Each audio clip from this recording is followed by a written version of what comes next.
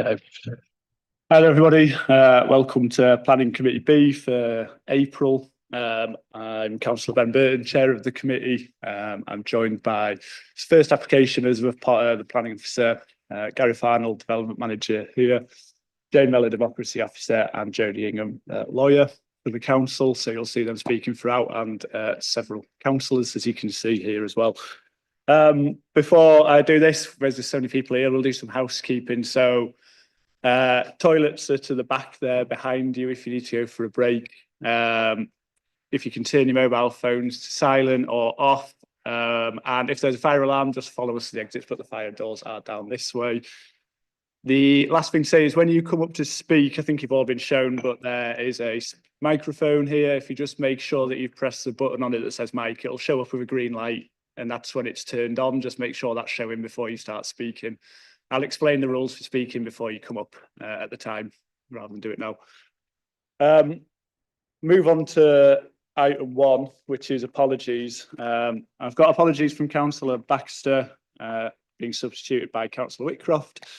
And I've had last minute apologies from Councillor Nelson, who unfortunately can't make it. So we are without her today. Second item is declarations of interest. Does anyone have anything to declare in the meeting? Yeah, Councillor Fenton.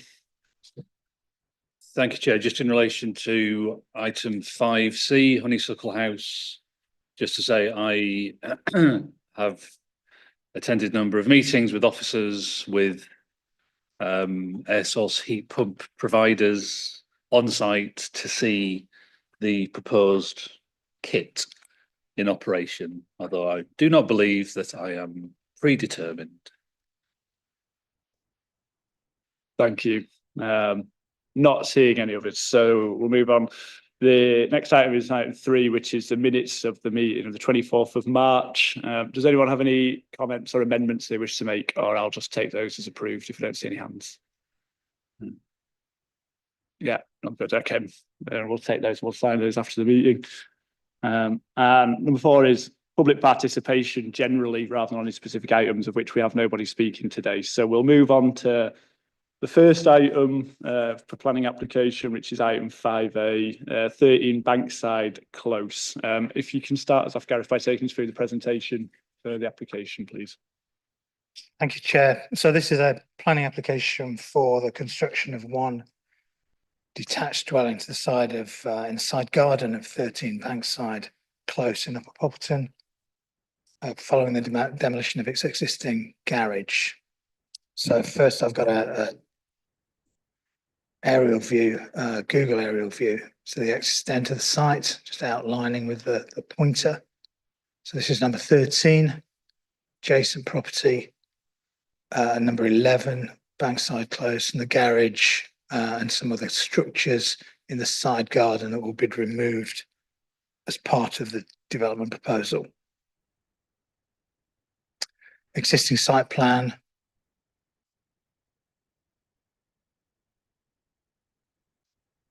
Note on this one is that this tree is subject to a tree preservation order.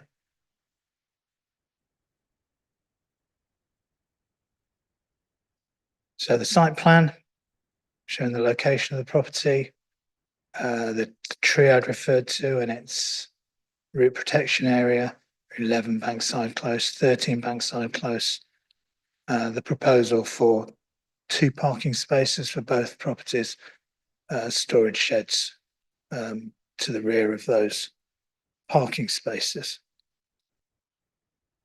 Ground floor plan, two rooms at ground floor level.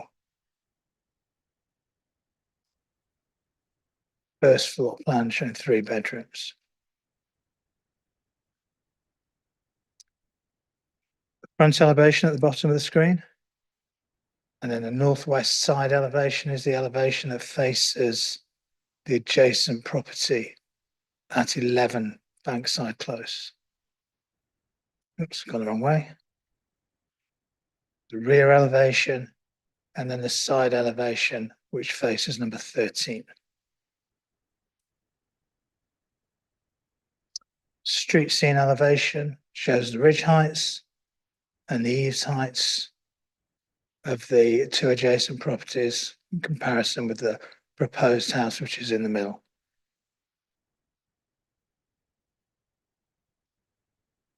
This slightly blown up version of the aerial photograph you saw originally. And then from ground level, showing the frontage of the site, number 13, number 11, the garage to be demolished, the TPO tree. It's from the rear garden of number 11. So this shows the existing hedge within the garden of number 11, but on the boundary. And then 13 beyond that. Some photographs which aren't being shown on the video, but I have them for the room only, so they can't be seen outside this room. So these are photographs taken from the neighbour's upstairs bedroom. So the right hand side of their property, looking out, and that's the hedge, that's the tree, and that's the garage to be removed, and the location of the two-story house, which projects beyond their rear boundary. And this is directly from the window, as you'll see, because you can see the reflection in the windowsill. Again, this is the downstairs living room. So, as members will have seen in the papers, this is a through room that goes front to back on the lower right-hand side of the house, and has windows front, side, and rear. So this is again standing right next to that window and looking out towards the hedge. So that just shows the hedge, and you can see the ridge at the top of the garage to be removed. That's it. So, any questions on any of those slides, or go back and see any particular slide? I'll go back to the site plan.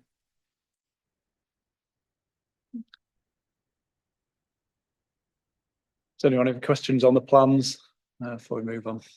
I'm not seeing any questions. Do you want to go through the update, please? I'll do the update. So printed update in front of members.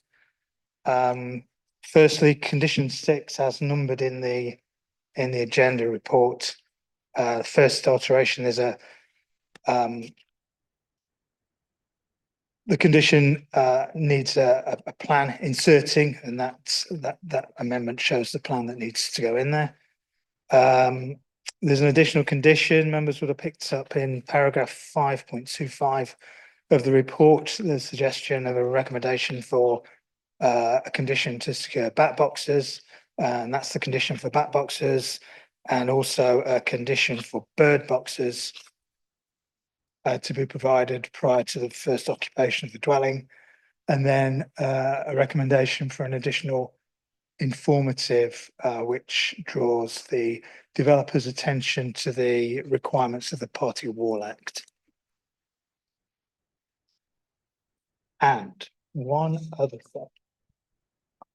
Paragraph 5.1 of the report is a summary of local plan policy SS1. So it says policy SS1 requires efficient use of land in sustainable locations with a priority on developing previously developed land. So that's a statement of what the policy says, but just for clarity, this site wouldn't be considered previously developed land because it's a residential garden. So it doesn't have that additional priority given by the NPPF to development in such locations. But none of the assessment of the scheme suggests it's previously developed land. It's just that reference to what the policy says. Okay, thank you. I'll move on to public participation and then take questions on the report afterwards. Before I call anyone up, so just to run you through it, I'll ask each speaker to come up. You'll have 3 minutes to talk. If you just start when you're ready, just make sure that the green light's showing. Start when you're ready and I'll start timing from then. So like I say, you've got 3 minutes. As you get to the end of that 3 minutes, I'll just ask you to come to a close once that 3 minutes is reached, and I'll ask you to conclude there.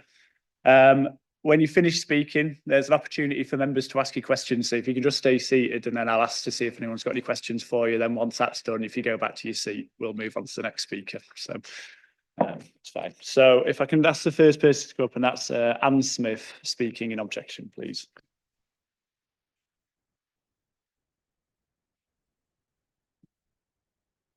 Oh, sorry, you can't hand anything out to people. That has to be submitted in advance. No, sorry.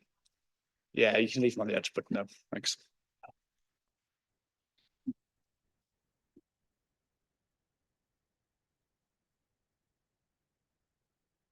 Oh, sorry, just that one. My name is Anne Thank you. Smith. Good afternoon, and I live at number 11 Bankside Close. My first question, have you reviewed the sun path analysis and its accuracy? This was brought up at a meeting with the planning officer, who also questioned its accuracy.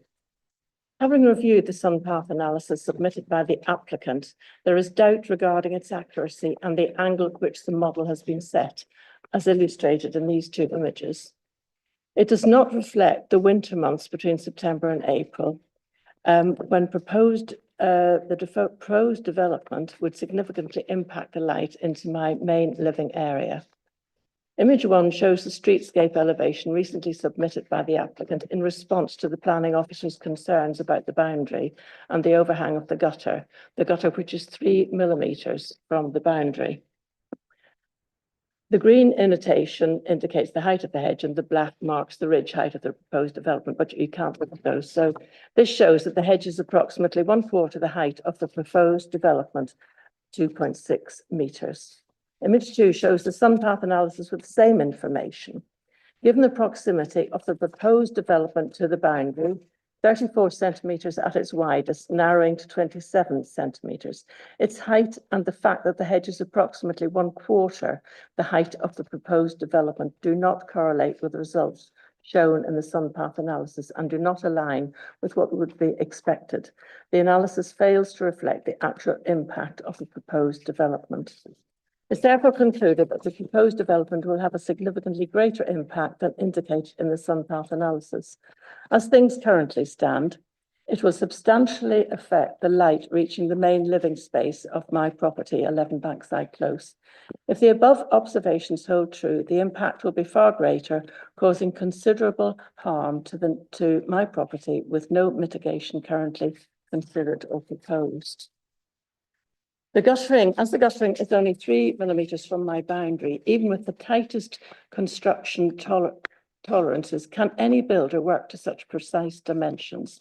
How will this building be constructed and how will it be maintained in the long term without access to my land? In conclusion, my main concerns are the effect of the building blocking the light to my house, especially in the winter months, and the extreme proximity of the proposed building to the boundary. My next question.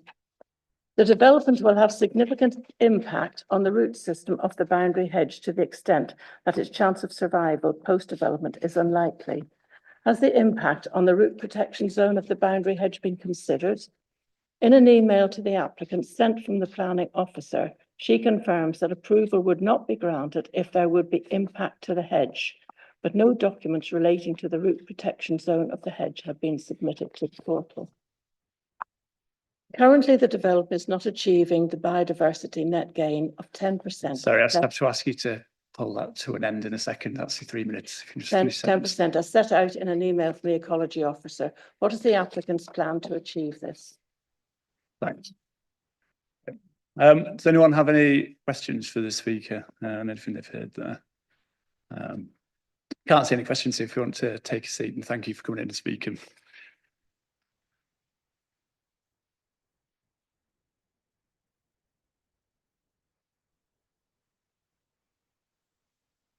Can I have the next speaker is Susan Tuckett, please? Come on, thank you.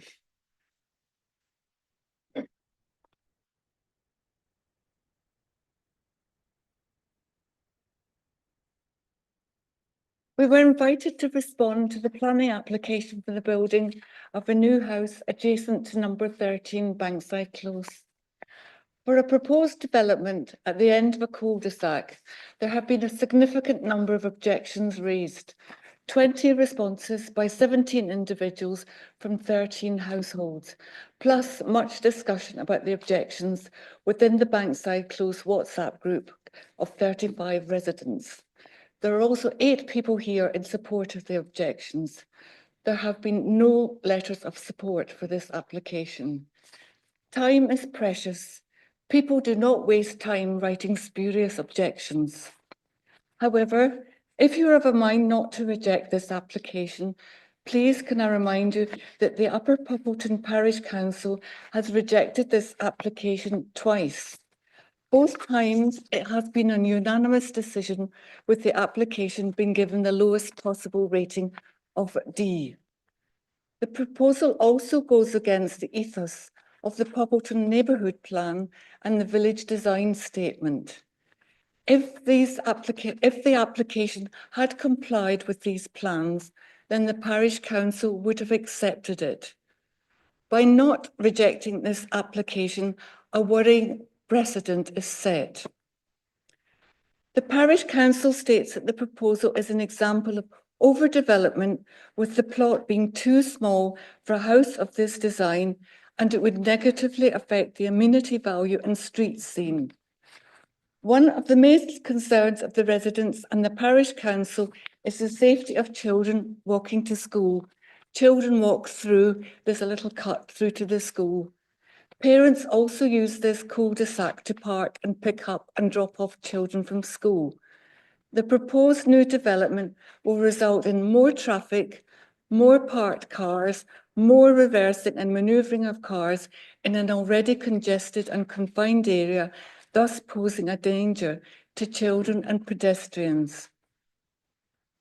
Children play outside in Bankside Close. They learn to ride their bikes within the safety of the close.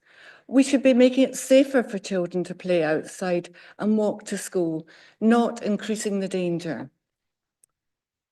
We live in a democracy. People are allowed to have their say. Residents within the vicinity of this proposal, plus the Parish Council, feel very strongly about the negative impact of this proposed development. We have given you our views. Please give them due consideration. Thank you. Thank you. Does anyone have any questions for the speaker? Councillor Waters, please. Thank you, Chair. I think it'd be helpful to everybody if you were to go into more detail of where you feel that this application doesn't fit with the village design statement and now superseded by the neighbourhood plan. Within Bankside Close, the houses have a good space of garden around them. This house is very large for the size of plot. It's going to be right up against the boundary of number 11. All the other houses, there's a significant area between the house and the boundary. As Anne has pointed out, it will be at its tightest. It's only 3 millimetres the boundary of from the gutter. In other words, also the street scene, the houses are going to look very cramped together, and within Bankside Close, they're much more space further apart. It's also encouraging children to walk to school. That's a big concern, and there's a safety with children walking and more cars being parked, manoeuvred in such a confined area. Thanks. Not seeing any other questions, so if you'd like to take a seat, but thank you for coming in and talking. So, Scott, the next speaker, Keith Rushby, speaking in objection, if you'd like to come up. And again, if you just want to start speaking when you're ready. Yeah. We'll just...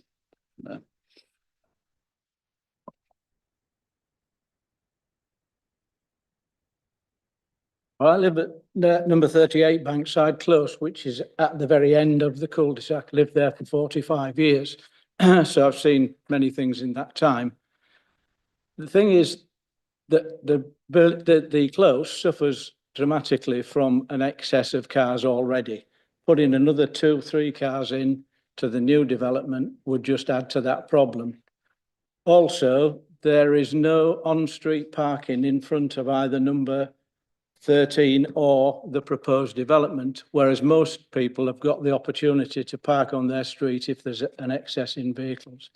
If you look at the plans, it shows just parking spaces for 2 vehicles in each property. The man who lives at number 13 already has 4 cars and 2 motorbikes. So knocking down his garage and extending it slightly will not make that much difference.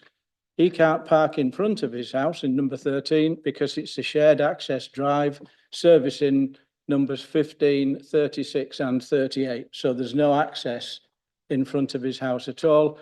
The new development proposed will have the turning point or the turning head for the close right in front of it. So again, no opportunity to park. Susan just mentioned there about children going to school.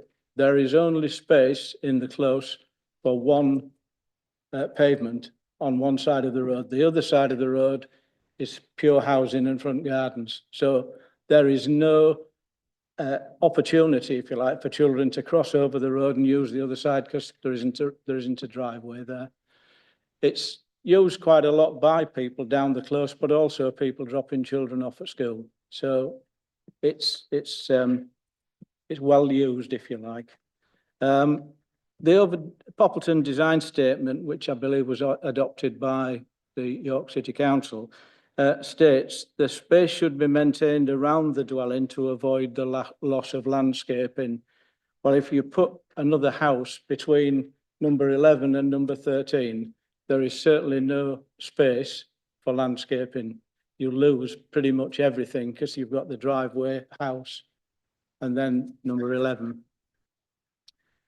The proposed house is adjacent to the turning head, which is also used by service vehicles because there's no other turning point for dust carts, etc., to turn other than that turning point in the street.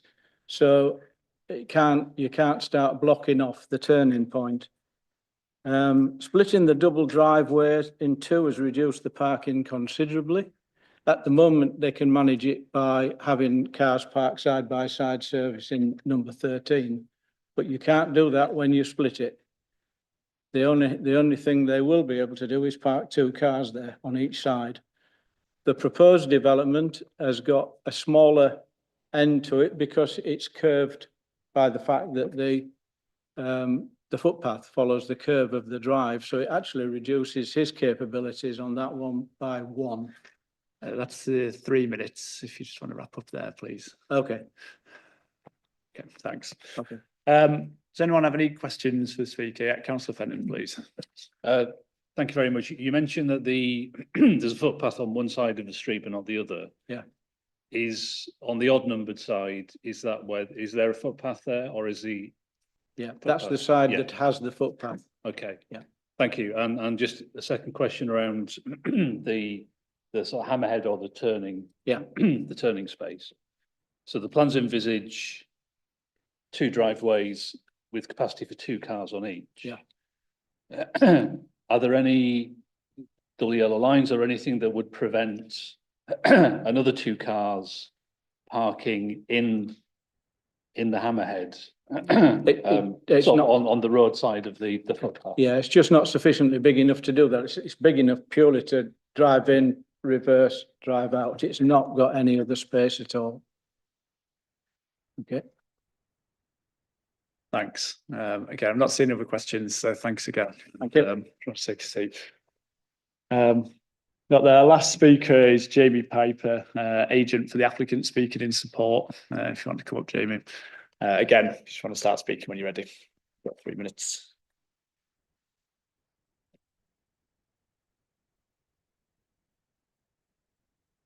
Yeah. People don't by his architect, this application for the council. Oh, sorry, your microphone's not on there. Oh, sorry. Oh, there you go. Sorry, start again. That's fine. Thank you, Chair. I'm here today on behalf of my client, who via his architect has submitted this application to the council. In view of the application being determined at committee, I've been instructed to undertake a review of the proposals as well as speaking to you here today. It is understood that the application has been brought before committee following a call and request by a local ward councillor, citing concerns regarding the principal development, design, neighbouring amenity and highway safety. I will therefore address each of these in turn, as your officer has done in her report, which recommends approval.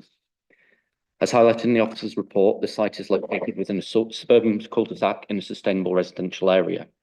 The proposals align with both local and national policy, as well as PMP 6A of the neighbourhood plan, which supports the use of existing domestic curtilages for new homes, subject to considerations of design, amenity and access, all of which have been suitably addressed. The latest York Local Housing Needs Assessment also identifies a strong demand for 2 and 3 bed homes in York, and this proposal responds to that need with a modest 3-bedroom family dwelling. In terms of design, the dwelling is positioned centrally between 3 and 11 Bankside Close and takes influence from the surrounding area, featuring red brick facades and concrete roof tiles. Whilst the frontage is narrower than those of neighbouring properties, the varied character of the other properties in the street scene, including number 34, provides a precedence for a more modest design approach. A small reduction in soft landscaping is also acknowledged, but it's not considered to be harmful to the street scene, particularly in the context of new on-site planting and an off-site unit purchase to secure the necessary 10% biodiversity net gain.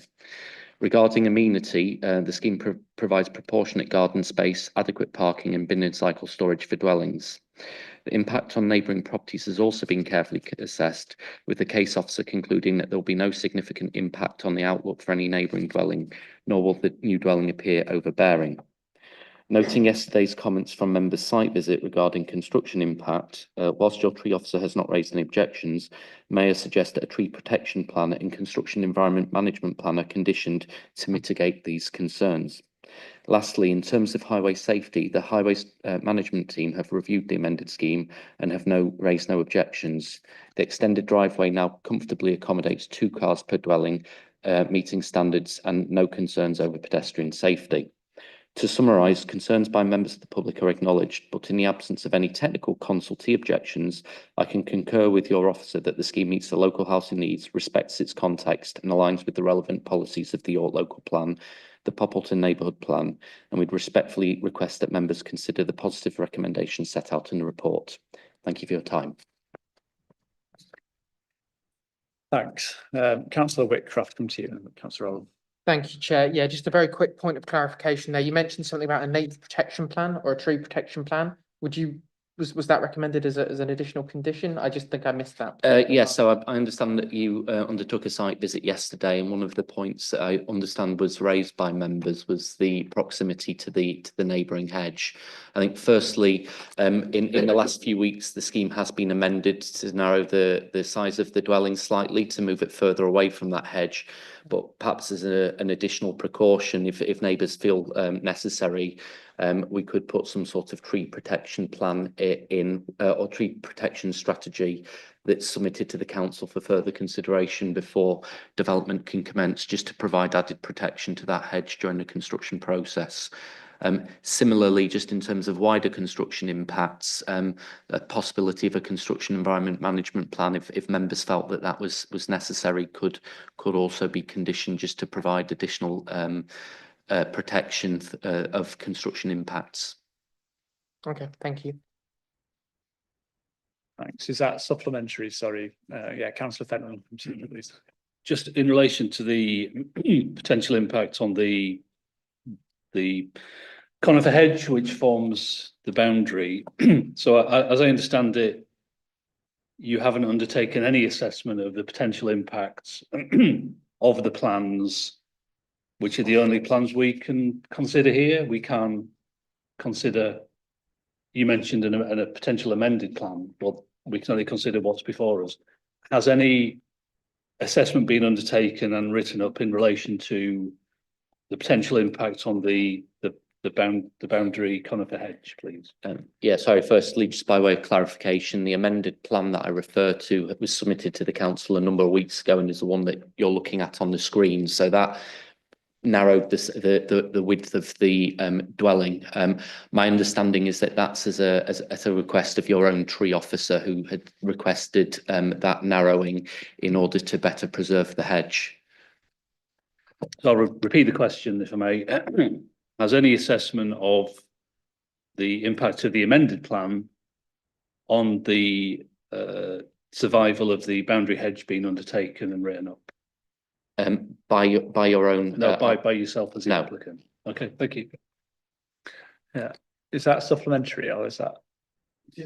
Yeah, please, go on then. If I may, thank you, Chair. Sorry. It's all right, carry on. We've heard comments about how close the house is going to be built, proposed house is going to be built to the boundary. Mhm. Can you comment on that and whether it is actually flush with the boundary or set back from the boundary? And if it is flush with the boundary, how a wall is going to be built and finished? The house is in close proximity to the boundary where the hedge is. As far as concerns, firstly regarding residential amenity concern, if I may, that's been assessed by the architect in terms of a daylight and sunlight analysis, and obviously ratified by your own officers who've considered things. The adjacent property has got windows, windows at ground floor on that boundary. My understanding is the window that's on the side of the property that looks towards this new dwelling is one of 6 windows serving that particular room.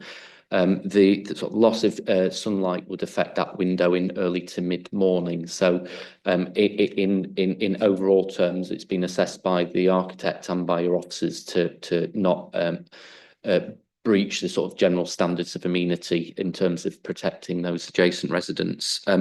From a construction point of view, I'm not a construction expert, but my understanding is that you can build in close proximity to boundaries through overhand brick techniques, and there's also the opportunity as well to look at things like raft foundations as well, just to better preserve the hedge.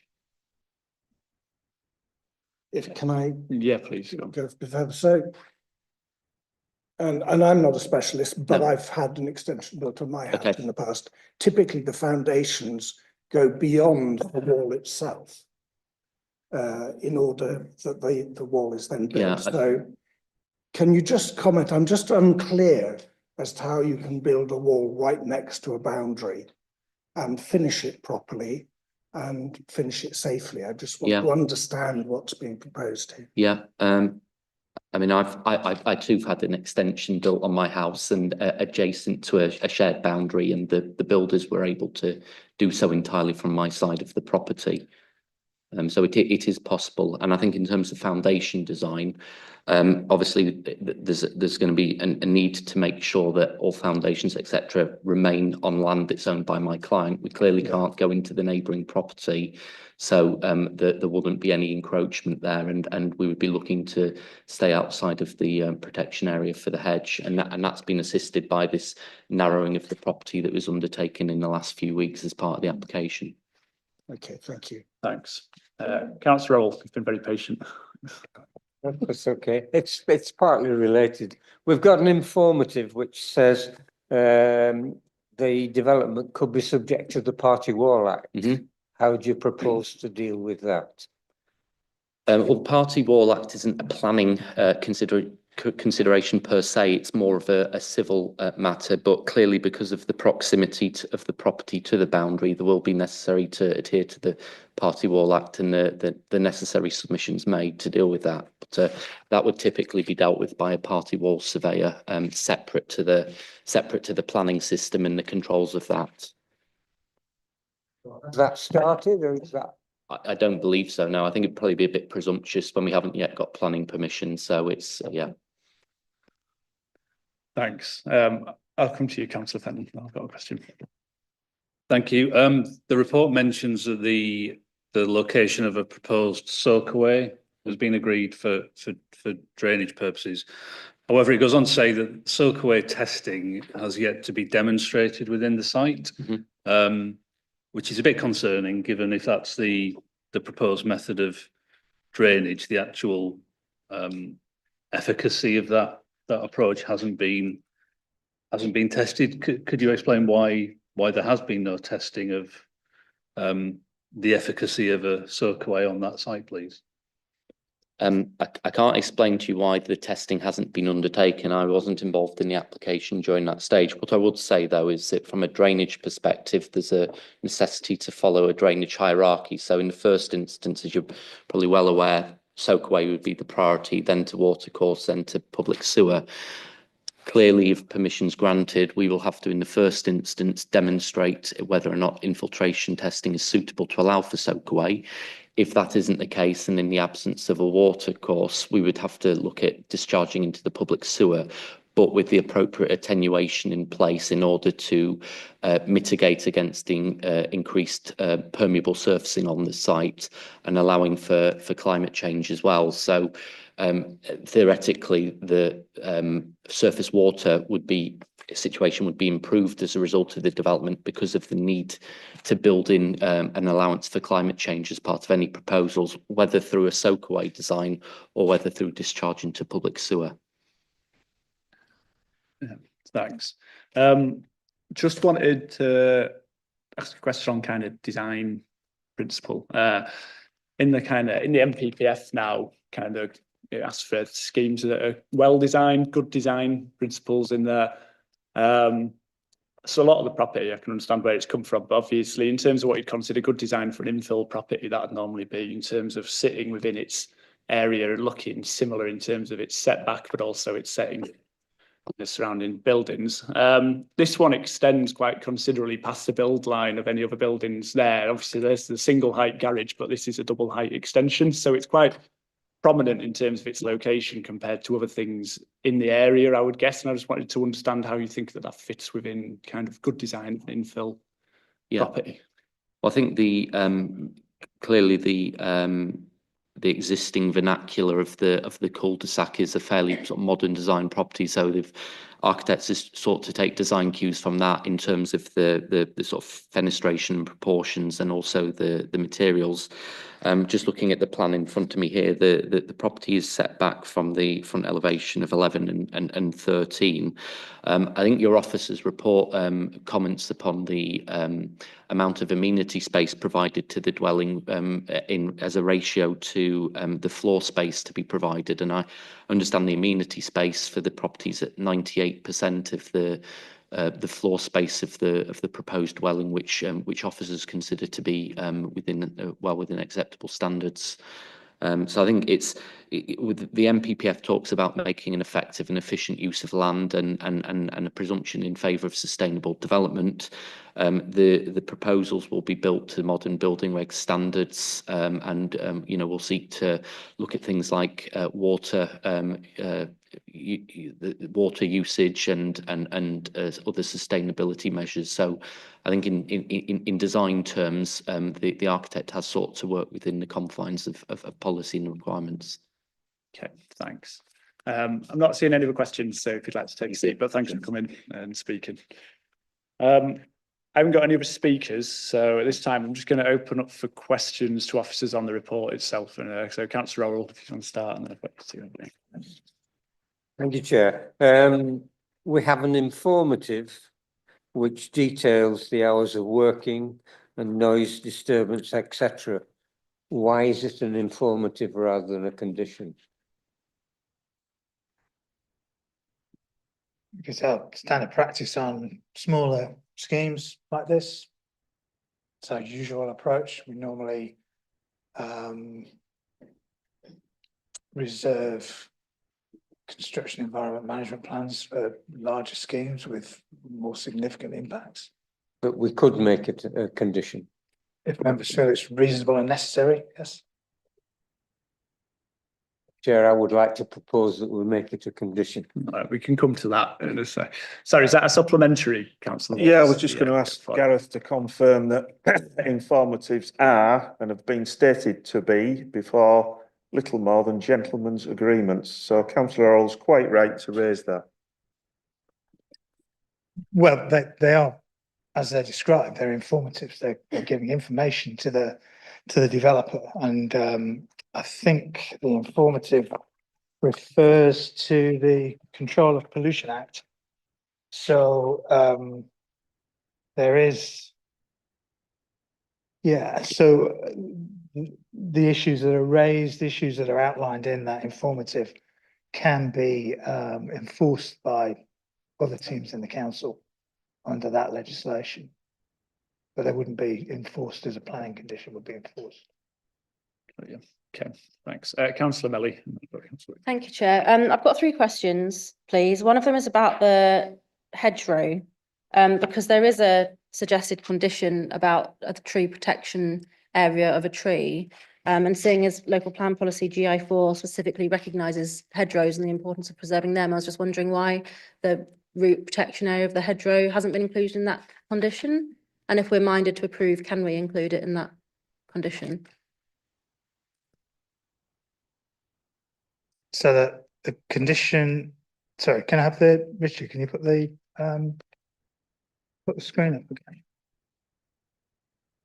So the condition refers to the root protection area of the TPO tree.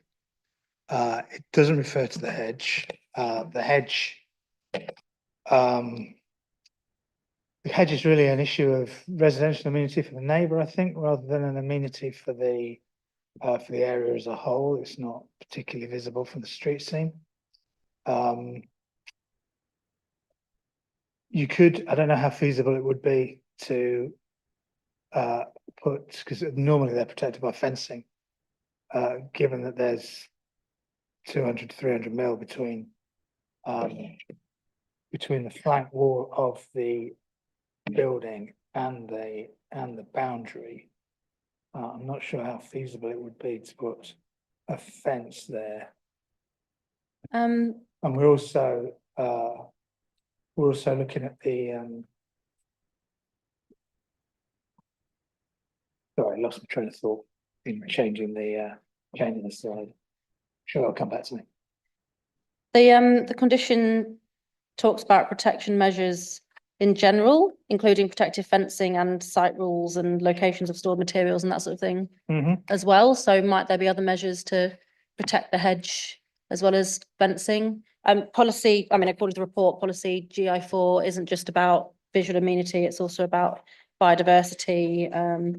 Can't remember where the report it is now. Yes, you're right, it does. It Yeah. talks about biodiversity, and it talks about making a positive contribution to the general amenity of the area. We refer to it in paragraph 5.7. We don't think that the building of the dwelling that close to the boundary causes that element of harm that would justify refusal of the scheme. It is very close to that hedge. The hedge is in the adjacent garden. It's not owned by the developer. They've got no right to take it out, but there are risks building in such close proximity. There are risks to the hedge. It's going to impact on its roots, although probably about 2/3 of the root system will still be retained, but the roots are very shallow, and they will go on both sides of the boundary. So it will, there will be an impact. It'll weaken it. It's unlikely to kill it, but it will weaken it, make it more vulnerable. But in terms of, the developers, if it turns out that they want to remove the hedge, then that's an issue between the neighbours, and the neighbour doesn't have to agree to that. It's they've no right to go into adjacent land, and they've no right to remove the hedge from someone else's property. And the drawings show it to be retained. Foundation design, raft foundations don't have to project beyond the extent of the wall. They create a slab under the building, so the load of the building is taken by the whole slab rather than the strip foundations that you normally see. Sounds more expensive, but that might be what they have to do to achieve what they want to achieve and retain the neighbour's hedge.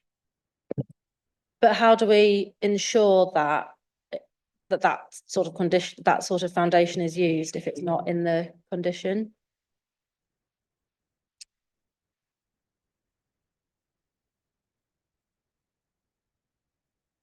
Or does that come down to like non-planning considerations about parking? Well, I boundaries? don't think, my view is that this hedge wouldn't warrant the council getting involved in foundation design. It's, there might be an issue, you know, near a protected tree, or we control foundation design in areas of archaeological importance, that sort of thing. But I don't think a side garden, like a domestic hedge, would justify the council asking for a foundation design. But there is a risk to that hedge, but we don't think that's justification to refuse the scheme. Thank you. Chair, I've got a couple of other questions. Yeah, but do you let's want- go. Yeah, Yeah, great, let's thank go. you. So we heard from members of the public that they feel this development is likely to be very car dependent. As just, obviously there's cycle storage conditioned. I was just wondering if you could tell us anything about the sustainability of the location and active travel routes and that sort of thing. Do you know? It's in a village, which has a railway station, and it has a bus route, I think it's half-hour frequency, if I recall. Number 10 bus route. I wonder if that doesn't really help. It has some amenities in the centre of the village, pubs and a co-op. And it has its own primary school and recreation complex. And there is a cycle route to Manor School. I know more about Poppleton than I thought I knew. But it's, you know, travel to the supermarket. Yeah, you'd unless you were willing to get that bus, then I expect that most residents, unless they have cargo bikes, they're willing to use those. I would expect most residents to use a car. But we cycle parking shown. It's not quite big enough, so there's a condition requiring an additional drawing showing additional cycle parking, and the scheme has 2 parking spaces per dwelling off-site. There's a driveway in front of it, but that's what we'd expect to be shown for a scheme such as this. Thank you. And sorry, Chair, my final question was just whether you could comment at all on what's been said about daylight analysis for the neighbouring properties. I think the drawing's quite a good one, and I'll flick on to the Google Street View as well. So you see the North Point. So you know the sun path is roughly that way. Because it projects, because the new dwelling 2-story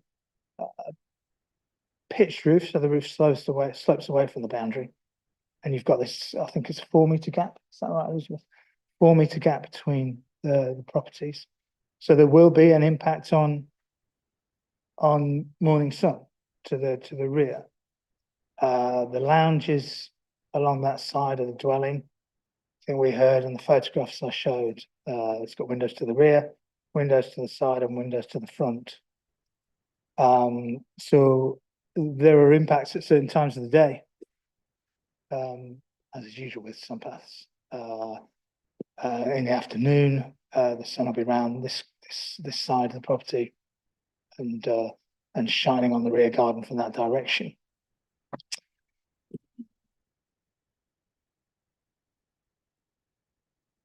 So this is orientated north-south, so the south at the bottom of the screen. So that shows, again, got your east point here. So high summer, the sun will be rising more northeast direction. We've got the trees, which will have an impact. But it is normal practice to for sun diagrams to be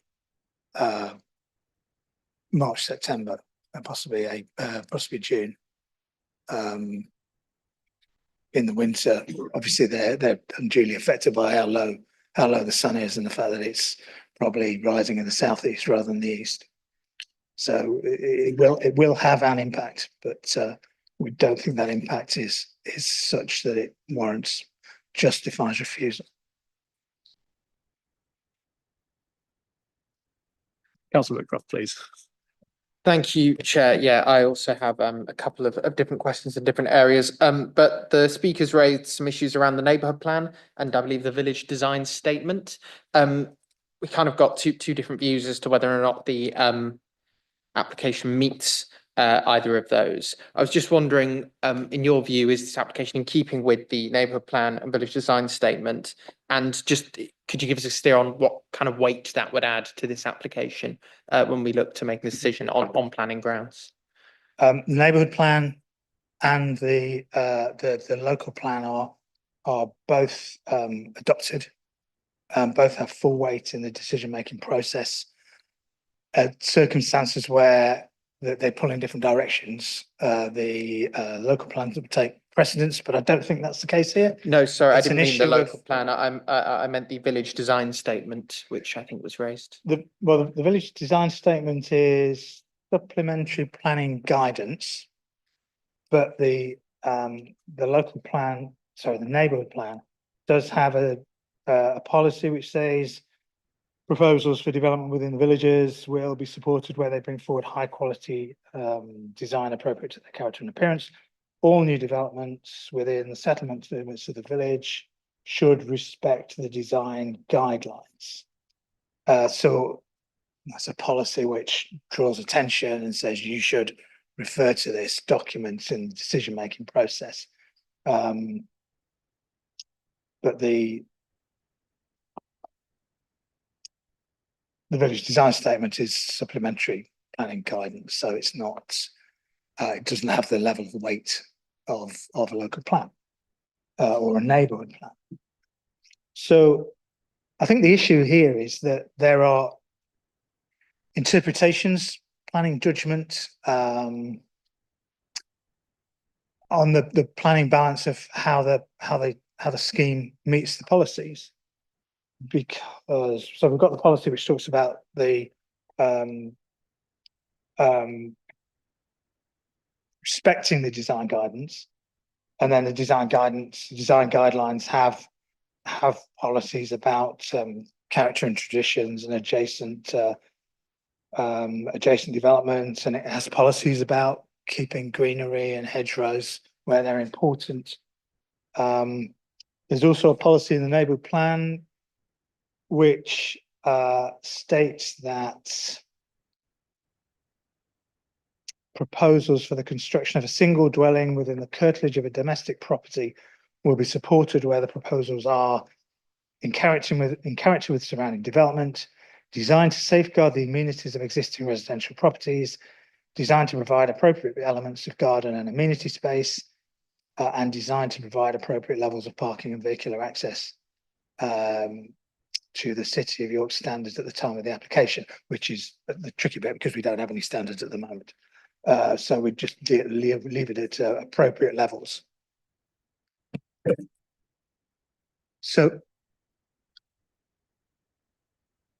the neighbourhood plan says it's designed to provide appropriate levels of parking and vehicular access to the City of York standards at the time of the application.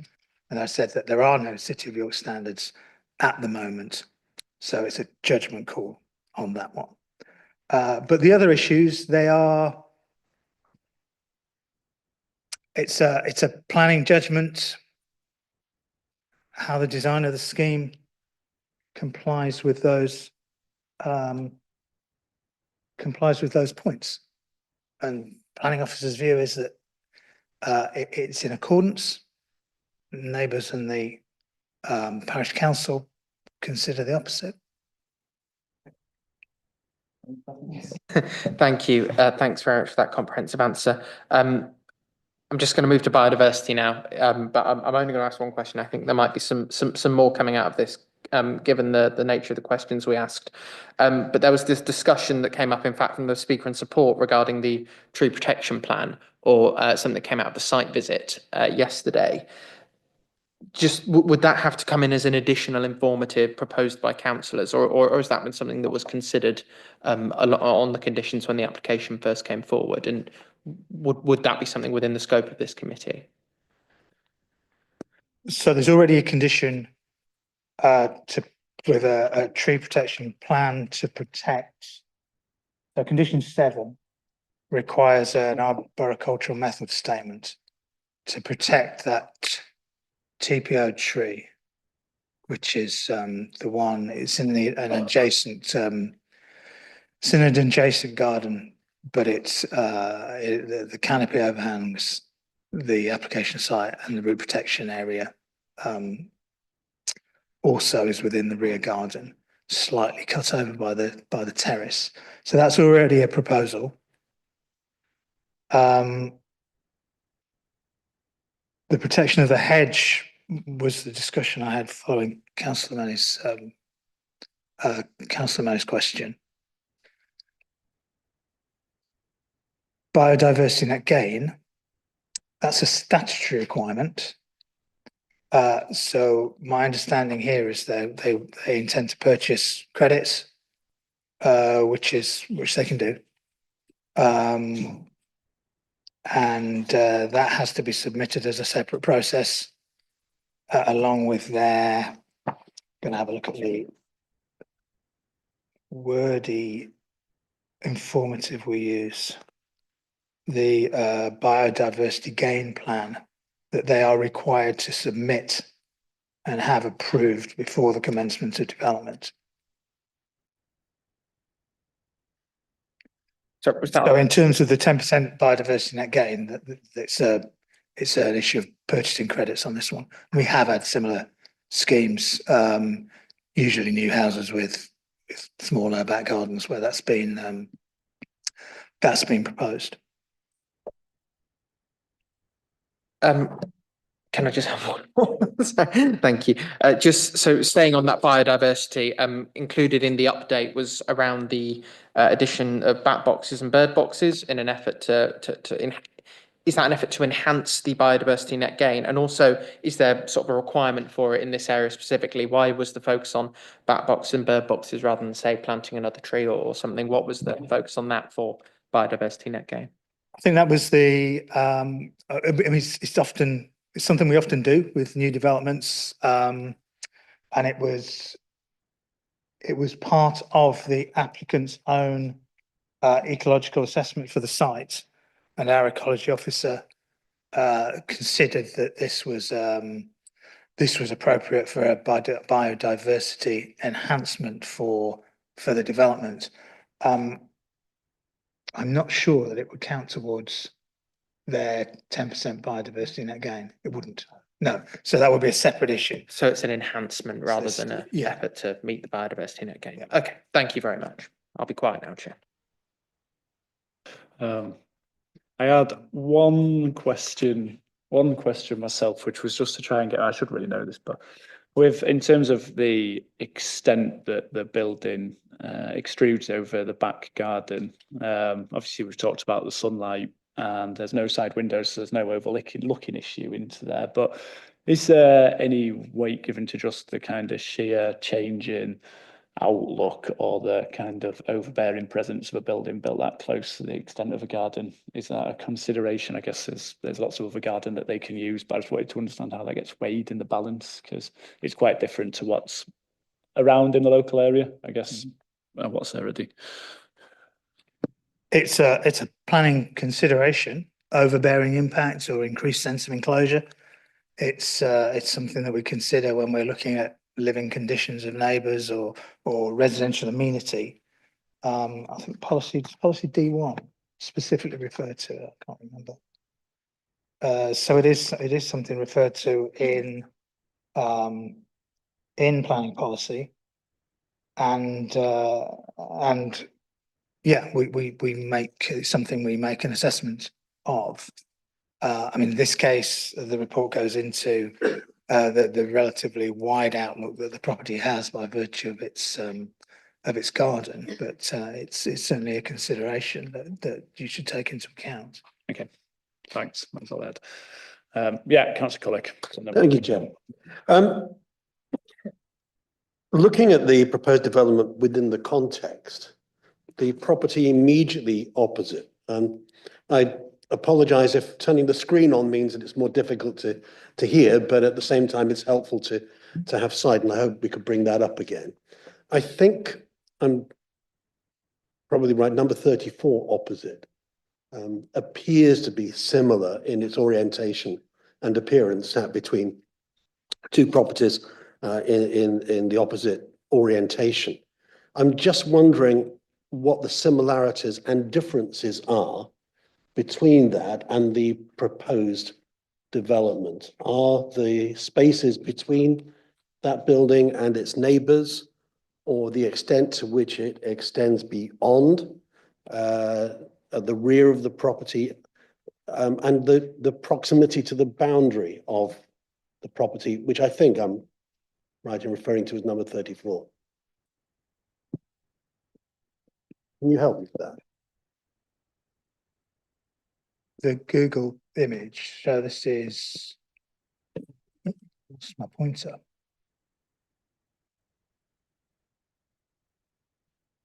So this is the property you're referring Indeed. to. 36, thank you.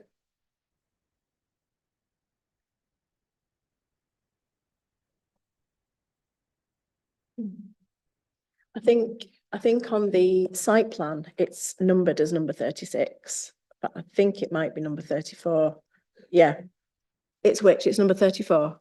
Yes. Yeah. In terms of the similarities, I can't give you definitives. I haven't measured the distances in relation to the boundary for number 34. But just from a visual point of view, you can see that the area where the new dwelling is proposed is pretty much almost opposite number 34, which itself sits between two wider properties. The spacing, when you look at the street scene elevation drawing that was provided, shows a similar separation distances between sort of the middle house of the new proposed dwelling and the houses either side. So I think in that respect, there would be a similar visual appearance just from a sort of massing point of view. In terms of the differences, the proposed dwelling would extend further beyond the rear elevations of its neighbours, whereas you can see number 34 does extend slightly, but very marginally, really. So I would say from that, the only real difference is the projection along the boundary of the new proposed dwelling that does extend much further back. But then you've got slightly different situation in that the relationship with windows, etc., is slightly different between number 34 and the proposed dwelling. I think if members can turn to page 41, which has an ordnance survey extract. It's quite a large scale, but I think that shows that's quite a good. If you then reference to the Google plan, the Google site aerial photo, then you can. It kind of helps in terms of visualizing the two together. Yeah. So the northwestern flank of number 34 is very close to the boundary with its neighbour, but then it has a gap to its neighbour to the southeast. This appears to be an extension that and it does look particularly close there. The garden plot, probably relatively similar depth, but narrower for the proposed scheme. Thanks.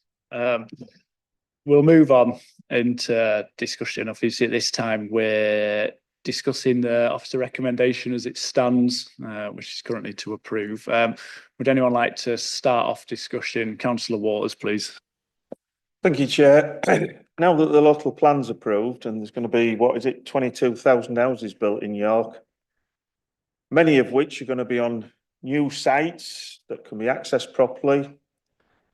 How on earth something like this has made it this far with an approved recommendation is completely and utterly beyond me. 10 years ago, it was all the rage was rallying against garden grabbing by councillors and MPs and the like. And yet here we are now 10 years further on with something like this. I would be recommending refusal on the grounds that it is gross overdevelopment of the plot. And for these neighbourhood plans to have any value whatsoever, it really is about time that the City Council started supporting the recommendations in them and actually backing them up with some teeth. I think Gareth mentioned the village design, some of the village design statement references.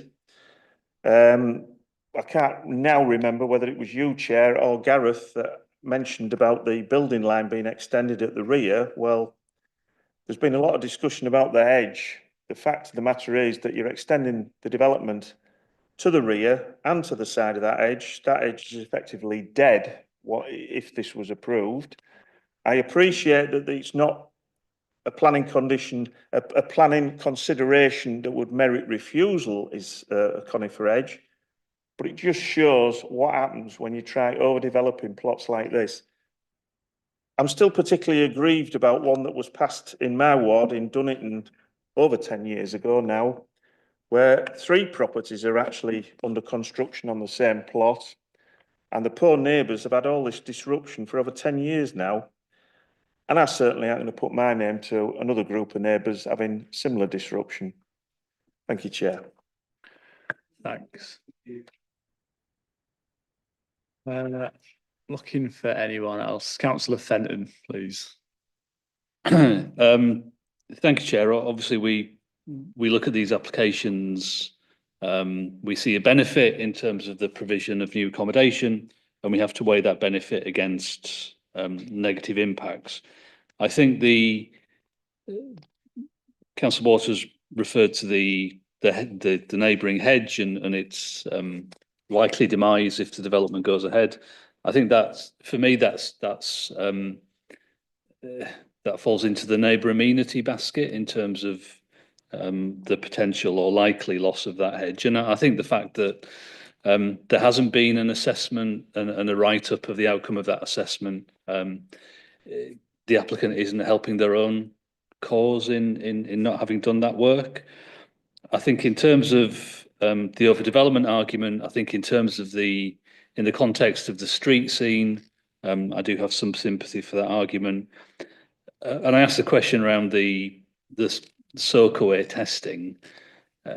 It seems to me fairly fundamental that if that is a preferred method of drainage, you would test the efficacy of it prior to agreeing a potential location. It doesn't inspire confidence, particularly in relation to the hedge and the soakaway issues that have been mentioned. So I mean, as it stands, I think there are unresolved concerns in relation to the application that would make it very difficult for me to support the officer recommendation.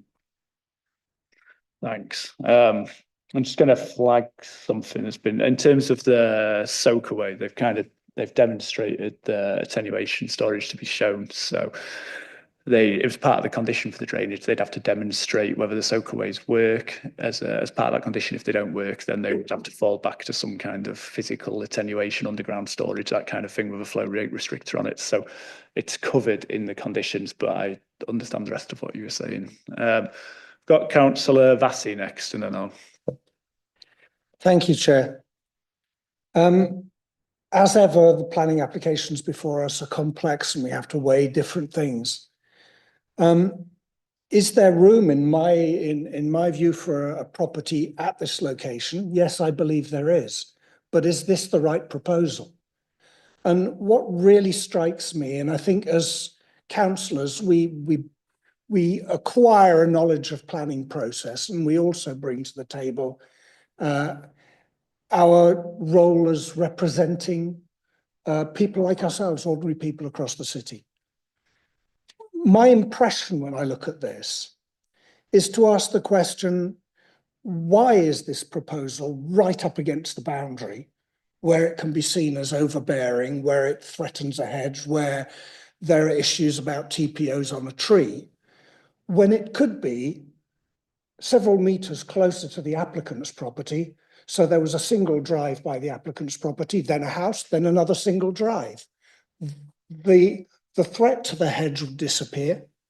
The threat to the tree would be reduced, and the overbearing nature of the property would be mitigated because it would be 3 metres or whatever further from the boundary. Well, we can speculate as to why or why not the applicant might have decided to push it furthest away from their property and closest to the neighbouring property. But for me, ultimately, the issue of it being overbearing is coupled with the issue of what's fair and what could have been proposed for a building at this location. So I think the issue of overbearing would be my main objection to it at the moment. I'm keen to hear other thoughts. Okay. Thanks. I'm not seeing any hands, so I'll just probably ditto some of your thoughts, Councillor Vassy, in that if you're looking at the property over the road, is from the front probably fine to my mind in terms of the width of it, its relocation to neighbouring properties, in setting in the street scene. I don't think there's an issue there. I don't think there's an issue in terms of highway safety, so I wouldn't use those as a possibility for a way to, if you were to refuse this, that's I'd refuse it. But I think the thing that's different is that, like you say, there's lots of ways you could have designed a property on here that would be acceptable. The other properties use an element of 2-storey with single-storey extensions on the back, something that doesn't have such an overbearing impact on the properties next door. Have that same sense of overdevelopment. And when you look at the area nearby, the surrounding buildings and the way that it fits in to the design, nothing else has a 2-storey element that extends to that extreme into the property. So it's not designed to fit within the context of there. And we're not looking at what the design intent is really, but clearly it's just to maximise the footprint rather than to try and fit into the scheme. So I don't think I could support it on those grounds. I think they're pretty reasonable grounds to take it forwards, in that they've tried to tweak the designs further and further, but they've never made it, there's not clarity in the design principles of what's been put forward to make it look like it sits within the context of the area, or to not overbear on the garden next door just because they've got a wider garden than some other properties doesn't mean that that's a good quality piece of design, and it's still overbearing on the properties next door. So I don't think I can support it. All I would add is if we were to hypothetically take forward this application, I would support that we put a condition on for just to extend the protection for the tree to the hedge, so that there has to be some consideration of design, fencing or foundation design for the property as well. So I think that's worth putting on in the hypothetical situation that's approved. So I don't know if people are happy to support that before we move. Yeah. Yeah, we have a tree protection measure in terms of that requires details to be submitted to show how it would be protected. I just think that should be applied to the hedge next door as well. I think that's a reasonable thing to do in this setting, and it's been supported by the agent as well. So I don't think there's any qualms there. So I'd say we put that on. I've not been seeing any of our hands, so unless anyone else would say, I'm happy to propose that we move to a vote. Is anyone else wanted to raise anything? I'm happy to see someone second that essentially at this time. Yeah, Councillor Welly, is that second? Yeah, I'll second that, Chair. This clearly isn't the best design possible for this site, but we are not here to assess what would be a better design. We're here to assess whether or not this design complies with planning policy or not, not whether it's perfect or not. And in the planning balance, I think I am minded for approval. I think it is cramped, but it's not overdevelopment. I think there are issues with the drainage and the cycle storage, but they're not reasons to refuse. They're controllable by condition. But yes, I share your concerns about the hedge. I think the hedge serves a biodiversity purpose and a neighbour amenity purpose. If it dies, it could be replaced by a fence to provide that delineation of the boundary and a screen, but that doesn't have the same amenity value as a mature hedge. So I agree that I would want some sort of protections for that hedge conditioned. So I'm happy to second what you've proposed. Okay, thanks. Not seeing any other hands, so Gareth, could you take us through a vote including the tweaks to the recommendation condition, please? So the recommendation is for permission to be granted, subject to the conditions on page 26 onwards, the variation and additional conditions in the updates. And then that was an additional condition regarding the protection of the hedge.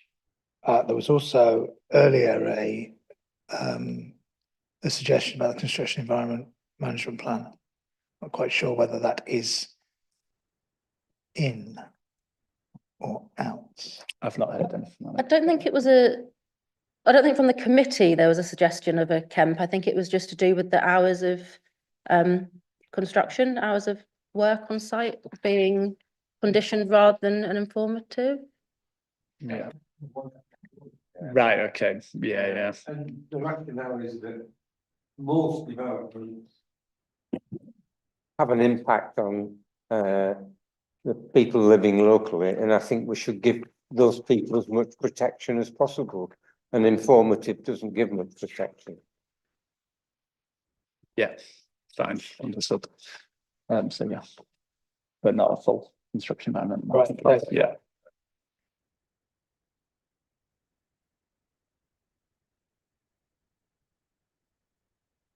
Good, okay. Okay, in that case, I'm going to have the recommendation read out there. Can I see all those who are for the officer recommendation? And all those who are against? And all those who abstain? So the officer recommendation has not been passed. So I'll invite people to now propose what alternatives they would like to see or discuss that. Councillor Waters, I'll also be needing people to put forward if they're looking for an alternative, you'll need to provide your reasoning for an alternative recommendation. Move refusal on the grounds that the proposal is in conflict with the Poppleton neighbourhood plan with reference to the village design statement, and it's also in conflict with local plan policy D1 in terms of causing damage to the character and quality of an area. If anybody else wants to come forward with anything else, feel free, but I really think that if this was to go to an appeal, it's about time that the validity of village design statements was tested. Because we, as a local authority, certainly haven't given them enough weight in the past. Thanks. Councillor Fenton. I mean, the report talks about and quotes extracts from I think it was the neighbourhood plan in terms of the circumstances in which the building of a property within the grounds of an existing property would be. It doesn't say should not happen. It sets out the circumstances in which that would be appropriate, and I can't remember what the exact wording is in terms of not having a detrimental impact on neighbouring property, street scene, etc. So I wouldn't. I think we can probably be more specific in rather than just say in conflict with, because I don't think it's that simplistic. So I'd be more specific in terms of impact on neighbour amenity in relation to the likely loss of the boundary hedge. I think in terms of and the the fact that the property would extend further back than other similar properties, and that feeds into overdevelopment of the site in the context of the street scene. So those would be, that's how I would propose to support a recommendation of refusal. Yeah, Fine, thanks. I think just to note on that, I'm just looking at the housing policy 6A for the Upper Poppleton, Nether Poppleton policies. Two of them are in character of the surrounding development and designed to safeguard the amenities of existing residential properties. I think that overbearing one would come in. So I think, but yeah, I agree with you entirely that we need to be more clear on what the actual thing is in terms of overbearing and over development neighbouring there.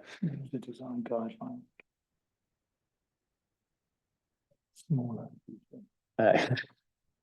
Okay, and in the design guidelines, of which document are we on here? So this is the village design statement. So policy PMP4 talks about all developments within the settlement limits of the village should respect the design guidelines. So these aren't the design guidelines aren't policies with full weight, but there's a policy that says respect them. Within those design guidelines, there is a guideline about space maintained around dwellings to avoid the loss of soft landscaping. Again, as members are aware, it's a planning balance issue. Okay, thanks. It's going to be a hard one to pull together this at the moment, but I essentially have got a recommendation to refuse conflict with the policies of the neighbourhood plan and planning statement. This is both in regards to overbearing and overdevelopment, policy D1, impact on the local character and overbearing to local amenities, and then also this issue of impact on soft landscaping and being built too close to the existing fence line. Is there anything else anyone would like to add, or is it broadly what you'd like to propose here? Sorry. Have you captured impact on neighbour amenity? Yes, sorry, impact on neighbour amenity. Yeah. Yeah, you're right. Sorry, yeah. Yeah. Do you have any comment on that? Are you happy with broadly what's been put forward? Obviously, I need a proposal in a second. We've got one. Councillor Waters. Well, personally, I would have thrown in about inadequate car parking. Because the driveways, again, yes, you can put on a drawing that there's 2 cars parked there, but they can't move in and out independently of one another. Now, if we was dealing with HMO, we'd certainly be talking about such matters. Yeah. And because of the location of this property on that hammerhead, just seems a ridiculous arrangement to me. I think, yeah, I think fairly standard of a 3-bed house design in terms of for a standard one having the 2 parking spaces, same at Lowfield, same over council development. So less keen to find out on it. Councillor Cullick. Thank you, Chair. Yeah, I'm not sure it's always helpful to add further reasons for objection. I think that the reasons we have are adequate. I have concerns around the parking issues, but have to recognise that wasn't picked up by highways. And it's difficult when we hear, as we did do earlier this afternoon, that the standards of parking are not defined by City of York Council. It would be far more helpful to us if they were, and I hope we can soon reach the point where that would be something that we could then refer to. But given that this is something of a grey area, I'm not sure we can hang an objection on it. Yeah, sorry, I'm just checking protocol. I'm going to need a form, as we've set out, we've got here without the parking. I'm going to need someone to formally propose that and someone to second it, please, before we can go to a vote. Unless someone else wants to get Councillor Fenton to propose, and can I have someone to second that? Councillor Waters, please. Thank you. Are you clear on what we have here? I'm not sure I was just clear about the parking. Oh, the parking, So that's yeah, not- don't Right, worry, okay, that was good. yeah, fine. Yes, yeah.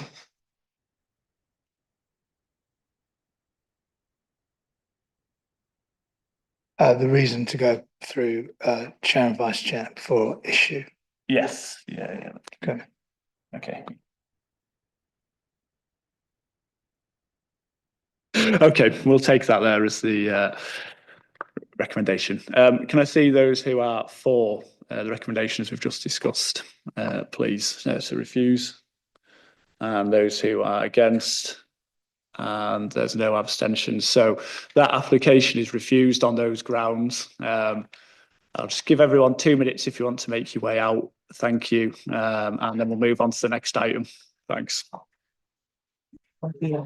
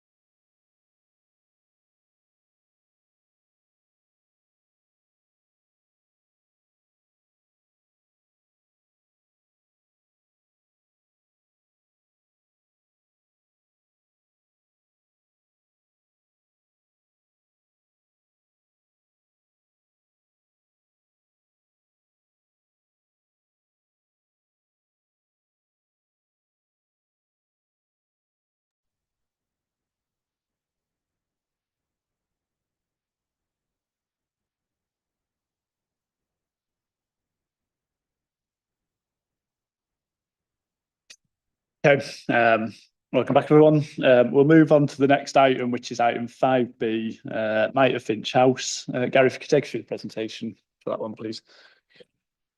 Thank you, Chair. So this is a planning application for the change of use of Mitrefinch House on the Green Lane Industrial Estate Road from an industrial storage distribution building within use class B8 to a sports and recreation facility within use class E. So I've got the existing site plan on the screen. Wider Google Street View, so not Street View, bird's eye view. So this is the application site building. From the south, Green Lane, Water Lane supermarket, and this is the Redrow Homes development, which was on the former Clifton Grain Store site. Another industrial commercial development surrounding this this development. From the north, so the shed element and then the former office element at the front, car parking, existing car parking, access goes onto the industrial estate road. Some more photographs from Green Lane. And a photograph showing the access and what would be the reception entrance into the building. Proposed site plan shows the car parking reconfigured. So 40 spaces, including 3 accessible spaces, and those accessible spaces are close to the entrance. And then the 22 cycle parking spaces. There's also room for 7 staff car parking spaces at the rear of the building. Floor plans. So this shows paddleball courts, and then these ancillary facilities: saunas, cryo chamber, personal and training area, equipment store, studios, reception and shop, and a small cafe area with a kitchen area. First floor plan. So that, remember that part of the building that projected outwards. So this shows a series of offices, treatment rooms, small creche, and then a mezzanine for viewing above the courts.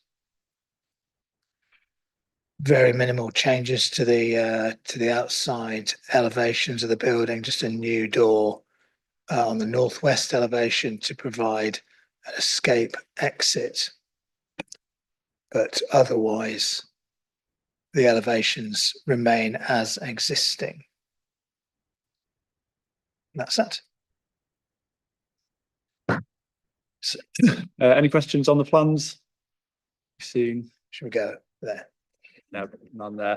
Do you want to take us through the update? Thank you, Chair. We have, within the update, we have 2 new additional conditions. One, to provide a full travel plan for the site, view of its location.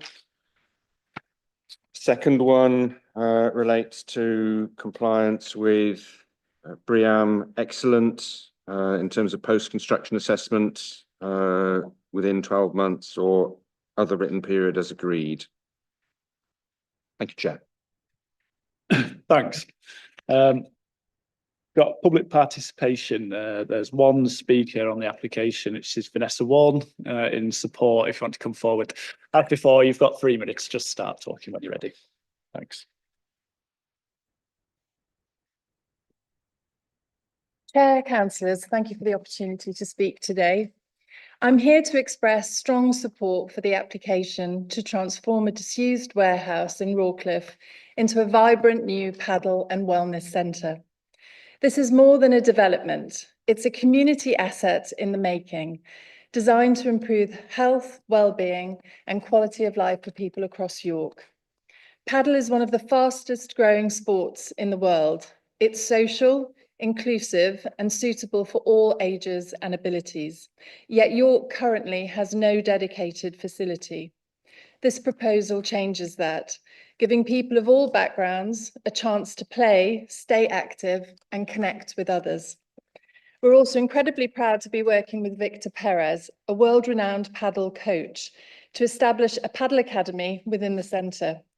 This partnership will offer training, coaching development and youth outreach, positioning Rawcliffe as a hub for sporting excellence and community growth. But the vision goes well beyond sport. The centre will include a wellness hub offering reformer Pilates, yoga, physiotherapy, mental health support, and space for local wellbeing events. In a time where we're all thinking more about how to stay healthy, physically and mentally, this couldn't be more timely. We're also including a creche to enable parents to take part in activities while knowing their children are being safely cared for in an outstanding space. This is about removing barriers to participation, particularly for young families who are often overlooked in facility planning. And to support the wellbeing ethos, we'll have a nutrition-focused cafe, offering healthy, balanced options in a welcoming social space. It's not just about playing, it's about lifestyle, balance, and building a healthier community together. Economically, the centre will generate local employment and support small businesses, from therapists and coaches to suppliers and cafe staff. It's a smart use of a brownfield site, turning a disused space into a place of energy, activity, and opportunity. We're addressing concerns around traffic and parking with careful planning, better cycle access, EV charging, and an ongoing commitment to work closely with local residents so the centre complements rather than disrupts the area. In short, this proposal brings sport, wellness, family support and community under one roof. It's inclusive, future-focused, and exactly the kind of project York should be proud to champion. I urge you to support the application. Let's breathe new life into this space and create something truly special for Rawcliffe and the wider York community. Thank you. Great, thank you. Do you have any questions for the speaker? Yeah, Councillor Melly. Thank you, Chair. There are a couple of proposed conditions about EV charging, about the design needing to be approved. Have you done that design already? Is that part of the plans, or is that to follow in order to meet the conditions? It's to follow. We have done another set of plans, but I think until we get the go-ahead to then invest in all of that was just a little bit tense. So we thought we have got some extra plans, but nothing that's been submitted as yet. Thank you. The reason I'm asking is just because I was wondering whether it's in your mind that some of the accessible parking will have EV charging facilities. I'm sure it will. My husband knows quite a lot about that, but I think, pardon? Yes, in addition to. Thank you very much. Yeah, no problem.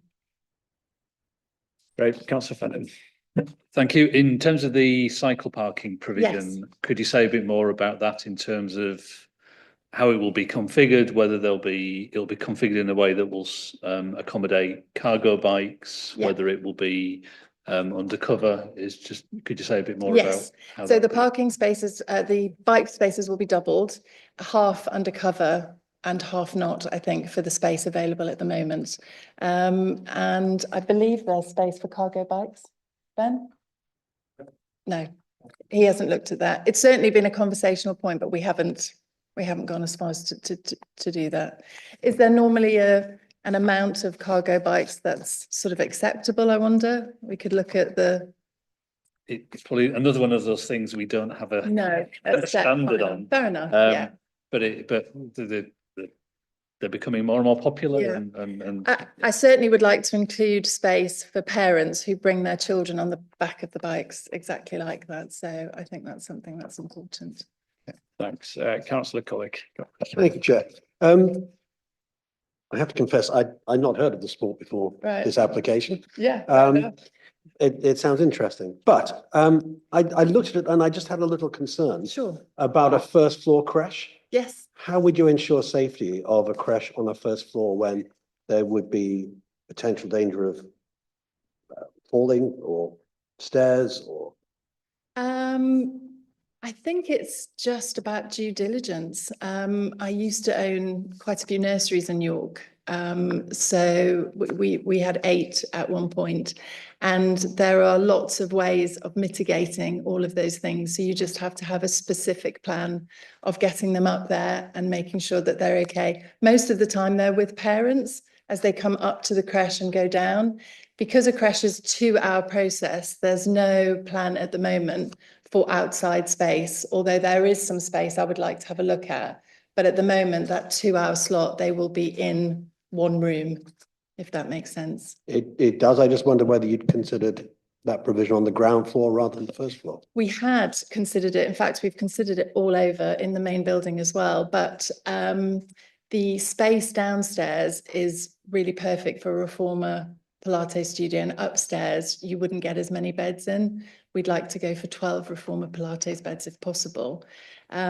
We also decided to put it upstairs because the cafe is quite noisy and the creche is quite noisy as well. And if we'd have had it downstairs with any treatment rooms or next to a yoga studio, it's quite tricky because you're in there trying to relax and trying to have treatments, and we don't want to stop the children from making as much fuss as they normally do, or as much enjoyment with toys and things, which is why our latest view was we think we'll put it upstairs next to the cafe. And that was our thought process. So they could make as much noise, the cafe would be noisy as well, and then the rooms downstairs would be for the yoga and the Pilates. Right. Yeah. Thanks. Councillor Waters. Thank you, Chair. Given how the area's changed, especially with the loss of Grain Star and, you know, other sort of industrial uses over the years, do you think it's a missed opportunity if you don't commit to actually planting a hedge at that front, just to soften I think it's the security fencing, which looks brilliant idea. We would definitely do that. that is again brilliant because in theory, if everybody's happy with this, it could go on as a condition. I would be very Parish happy council to. obviously would be on board with that. Absolutely, we would be delighted to do that. Right. We want to do. We've got an idea of putting loads of trees in pots and making it really green and really sort of soft and pretty. So we would love to do that. We would be completely up for that being a condition. Well, all it would want is like a 3-foot strip cutting away and planting up. Yeah, I'd be totally up for that. Right, That's no fantastic. problem as a condition. Yeah. Okay, thanks. I'm not seeing any other questions, so thanks for your time. Thank you very much. Take a seat. Oh, sorry, you've got one more. Oh, sorry. Straight in. Yeah, Councillor Waters, sorry. Oh, wait, we've got questions first of all to the officers. I don't know if this was a question. Just to move this on, because I sense that everybody's looking to support this, just to say to Eric, are you happy that a condition could be written requiring a hedge to be planted at the front, the usual landscape scheme to be drawn up? I know it seems a bit over the top, because all you need to be saying is just a mixed species hedge along the front. I think the condition, for it to be a planning condition, it hasn't been necessary for the scheme to proceed. So it's I think that we did consider this, we did discuss this. I'm very surprised. We found it difficult to say that there was a necessity, given the existing situation, as to why.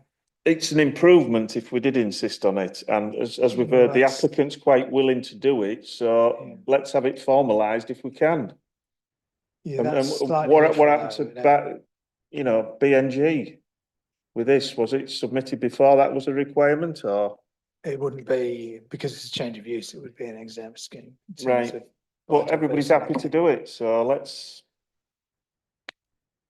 Well, members, you need to, for it to be a condition which is lawful and reasonable, it has to be necessary for the scheme to progress. So you have to make that judgment that putting a hedge where there isn't a hedge around the site, where there isn't a great deal of change to that site, is necessary for the scheme to continue, for the scheme to progress. That's your judgment. Sorry, right, come in, Councillor Click. Thank you, Chair. Councillor Waters is fond of using the phrase gentleman's agreement or something of the sort. given what we've heard, is an informative referring to our understanding that the applicant will do this adequate to cover this? Well, it's not going to guarantee it, but yeah, I think we could Thank apply an you. informative. Yeah, that's fine. Does anyone have any questions, or we will? I'll ask Pete to use that question. No, that's okay. Okay, in that case, I'll ask those two. We'll move into discussion on the officer recommendation if anyone would like to start us off. Yeah, I've got Councillor Waters and Councillor. I just wanted to move approval, and I'm conscious of the fact that the planning officer's got a train to catch. So, can I move approval? With personally, I would prefer a condition, but if the worst comes to the worst, an informative. Yeah. As regards a hedge to the boundary alongside Green Lane, which would be a vast improvement to the area. Okay. Councillor Fenton, then I've got Councillor. Yeah, very, very supportive of the application. It's great to hear the enthusiasm for putting in a hedge. I wouldn't put it as a condition because, you know, a survey of the ground conditions may suggest that we wouldn't support a hedge, in which case clearly it will be perverse for the application to not be able to go ahead because ground conditions don't support a hedge. I don't think any of us are saying it would be a necessary precondition, so I'd be very happy for it to be an informative. Yeah, thanks. Councillor Melly. Thank you, Chair. I was going to say almost the exact same thing. I think we would all love for there to be a hedge there. That would much improve it. But for it to be a legal condition, we need to know that it needs to be necessary to make the development acceptable. And I don't think it is. I think it's acceptable development without the hedge. And also we need to know that it's possible. And yeah, I think we currently don't. The other thing I was going to say was about a couple of conditions that I already mentioned. There's a condition about the details of the cycle parking because that design hasn't been done yet. I was wondering if we could specify that it does include spaces for, so I'm not sure what the politically correct term is, but like adapted and, like non-standard cycles. LTN 120 refers to non-standard cycles to accommodate people with mobility impairments. So you're saying that's included within the Sounds condition? maybe It's legal, not but not included in the politically correct. condition. But You would yeah. need, I'm questioning the government lawyers who drafted it. That's not in the condition. The condition is for the areas shown on the approved plans to be implemented. So if you wish to. It says prior to the first use of the development, details of the cycle parking areas, Oh, sorry. including type of stand and means of enclosure should be submitted and approved. So Yeah, can we sorry. specify what type of stand we want in those detailed designs? Yeah, sorry, I was reading the condition below, which is for which also refers to manoeuvring of cycles. So yes, if you wish to specify a particular type of stand, then vary the condition. So Thank we can add that. Thank you. In that case, I'd like to propose that we do that. And my other question was about EV charging and how we can ensure that some of the accessible parking spaces have EV charging. Because I'm not sure exactly what the wording would be, because the current wording of the condition says that the EV charging has to be the exclusive use of zero emission capable vehicles, whereas we wouldn't want to have that to apply to the disabled parking bays, because they would still need to be available for anyone who needs the accessible parking bay, whether it's the EV charging or not.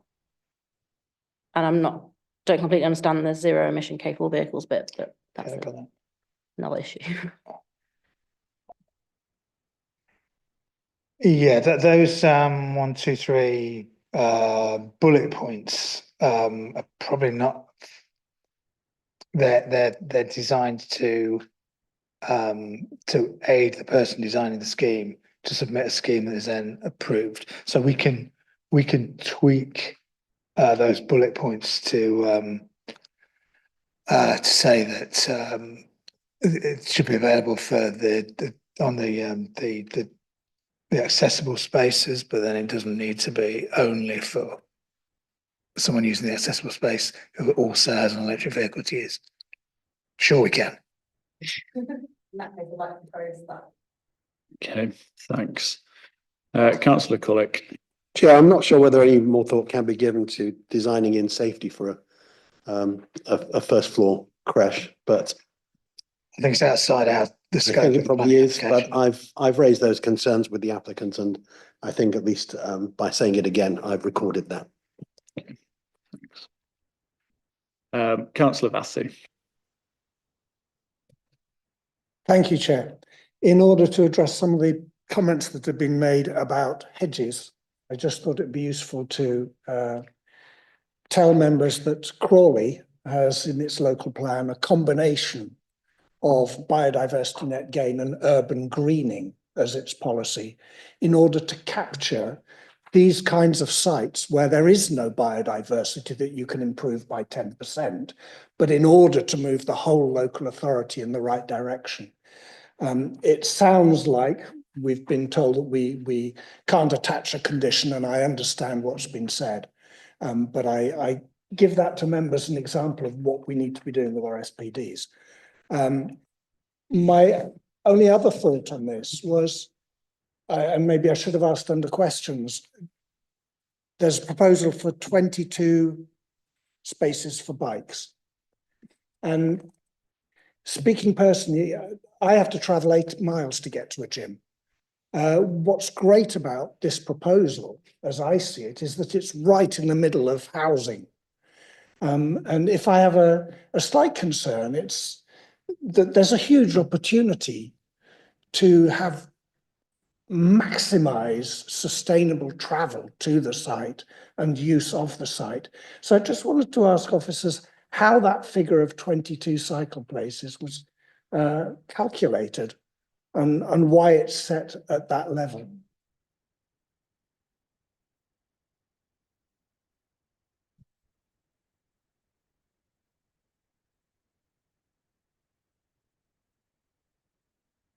It is what is in LTR and 120, which is the government guidance. And we're conscious of the point you put forward is the basis behind the proposed additional condition for travel plan.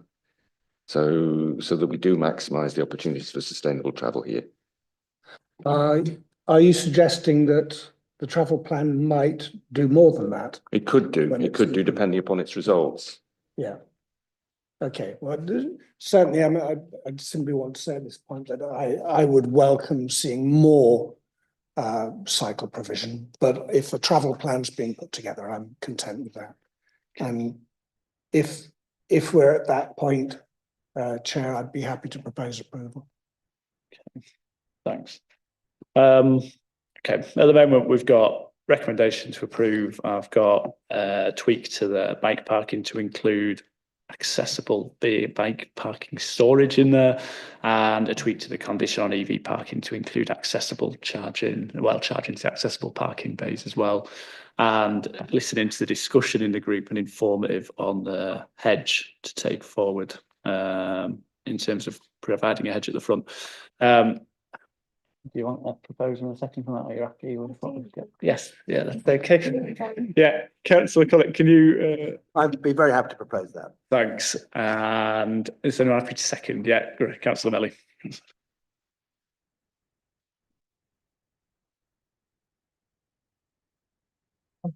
I was going to sit back there and I thought you'd done it for me.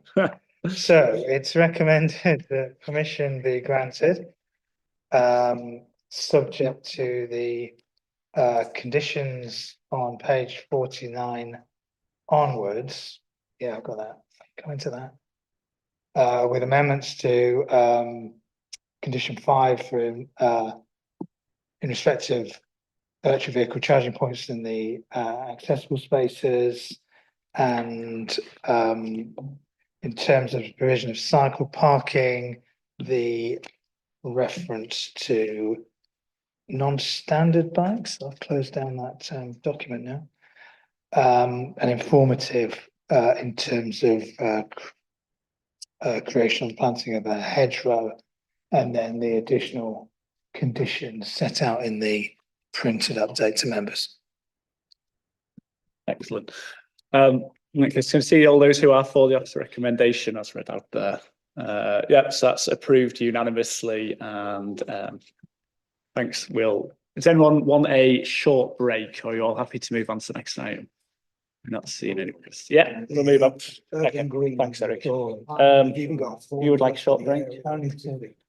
In order to bring those Oh, okay. crap industrial sites, ex-industrial sites back into the farm.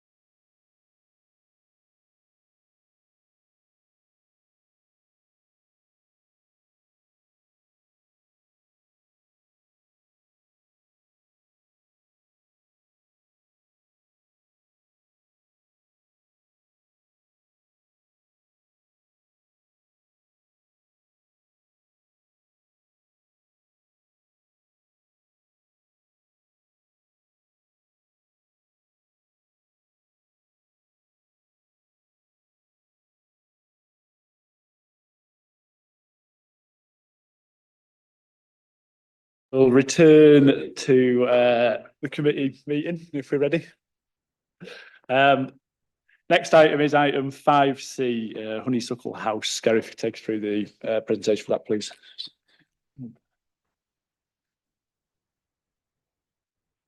Honeysuckle House is a sheltered housing complex of 27 flats.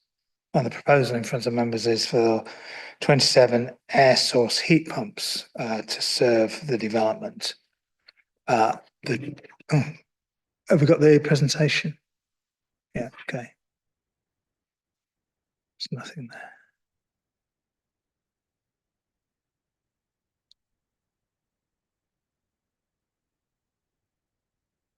So you see the outline of the building. It's very, quite faint, just follow it around with that cursor. And then these little purple rectangles show the location of the air source heat pumps. So they're spread around the edge of the building. Got some slightly larger scale plans later on. They're all ground level installations. And as you see, they're relatively evenly distributed around the building itself. An aerial shot of the complex.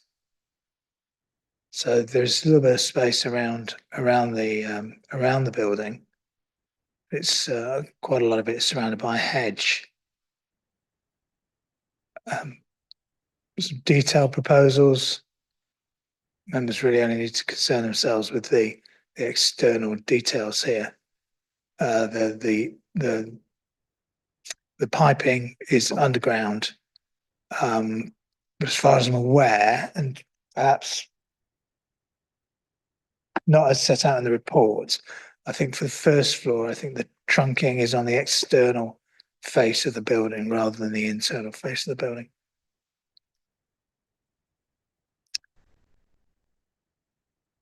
Photographs. So surrounding the site is a dwarf wall and railings. Quite a lot of it is planted with hedging. I think these Google images were 2024, but case officer photographs from a few weeks ago show that this is pretty much as it stands at the moment. And then from Herdsman's Road, which has the entrance to the site, a couple of the areas are said which doesn't have the hedge around. That's it.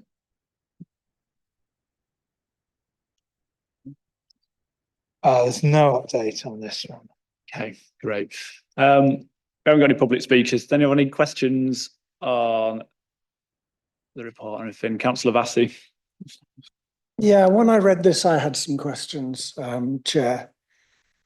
And I'm just a bit disappointed there isn't the person who's assembled the way of changing the heating for the properties here to talk with us. And it's really just on the issue that 27 blocks of stuff outside the building on separate buildings, we can make the case that it's good to do. I think it can make the case that it's unsightly. I just wonder why, or if, I suppose would be a better question, other ways of heat, other types of heat pump had been considered. Specifically because borehole thermal energy would be another way of doing it. You just drill a big hole 100 meters into the ground and use that to provide the source of heat for all the buildings. So I was hoping there'd be someone to explain why this solution had been chosen, given that there are 27 properties. It's not an individual property. And I'm told that such systems last longer and are more efficient when it comes to cooling buildings, which is something we'll need to do in the future. So I don't oppose this, but I'm a bit disappointed we didn't have someone here to explain why this was chosen in preference to other ways of doing the same job. Yeah, understood. Not see it, Councillor Waters.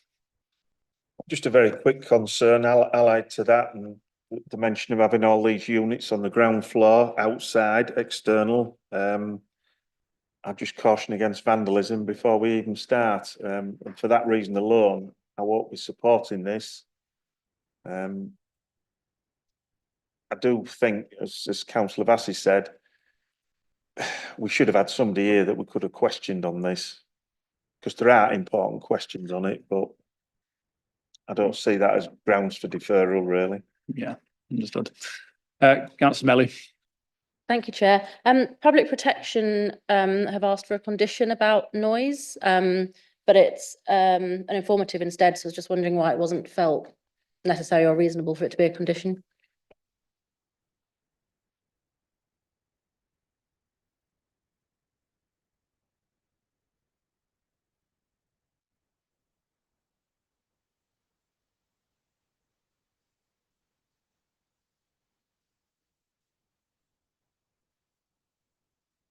So on page 64, paragraph 5.6, when the application came in, it didn't have that noise assessment. We asked them for a noise assessment and they carried it out, and that showed that for, I think, one of the evenings in the early, very early morning, the noise of the units would exceed background noise levels, but the public protection noted that whilst it was exceeded, it would be barely perceptible within the building. So on that basis, we didn't feel that there was, you could say it was necessary or reasonable to provide an additional condition requiring for further noise impact works. If they become noisy over time because of maintenance issues or what have you, then that could be considered under other environmental protections, I'd say. Okay, thanks. Not seeing any questions, so we'll move into discussion on the officer recommendations. I want to start. Councillor Fenton, please. Thanks, Chair. I think the what is proposed represents an improvement, should represent an improvement for the amenity of the existing residents in the building who currently have electric storage heaters, which are not very efficient, not very effective, and very large water tanks. So it is very much a sort of 1980s solution. I think the I'm assured to a certain extent by the comments from Public Protection about the sort of barely perceptible noise levels within the flats. from the units. In terms of nearby households, there's some distance away, so I'm not too concerned about noise impact. I think in an ideal world, a sort of a communal solution would have been preferable rather than 27 individual units, and I understand that was explored, but for a number of reasons that wasn't considered feasible. So I think the benefits to current and future residents of more effective heating, more low cost heating and cooling outweigh any potential adverse impacts in terms of noise, in terms of appearance. On the issue of potential for vandalism, I mean, the site isn't, it's not a secured site in terms of, as you'll see from the images, the fencing is quite low. There's an open sort of frontage to the building. That is something that obviously we'll need to keep an eye on, see whether that does manifest itself. But I would hope not, and I don't think the risk of units being susceptible to vandalism should of itself be a grounds for refusal. So I'm happy to support. I'm not seeing any hands. I'm happy to propose that we support it basically and move to a vote. I'm aware that they have looked over options for communal ones, but it comes with issues around heat loss through pipework as it makes its way back to the building, and maintenance issues in the future if it goes down, and a variety of other things. So it's pretty standard practice to do individual units nowadays, but I'm a big proponent of heat pumps and it's great to see them being installed basically. So happy to support and propose that move to a vote. And Councillor Cullick, if you want to come in. If you're looking for a seconder, then I'm seconding. Yeah, thanks. Okay, in that case, you need to take.